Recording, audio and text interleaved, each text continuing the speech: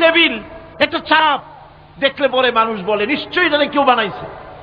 আজীব, এত বড় বিশাল আকাশ, এত সুন্দর জমিন, এত সুন্দর দেহ, এই মানুষ, গাছপালা, তরুলতা, কীট পতঙ্গ, পাহাড়, নদ নদী, এ সব কিছু দেখে কেবলমাত্র কপাল পোড়াই বলতে পারে যে কেউ নাই, এমনি এমনি হয়েছে।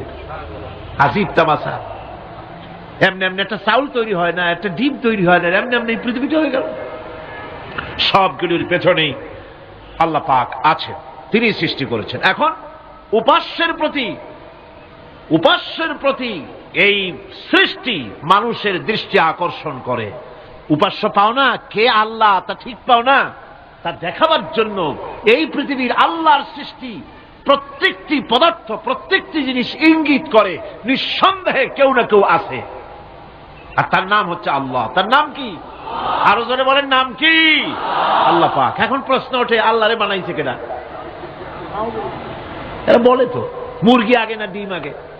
ডিম যদি আগে হয়ে থাকে তো ডিমটারে পারলো কে? আর মুরগি যদি আগে হয়ে থাকে, কোথার থেকে মুরগি এসে উড়ে এসে জুড়ে বসলো, আইলো কই থেকে? আল্লাহ যদি একজন থেকেই থাকেন তাহলে তার স্রষ্টাকে?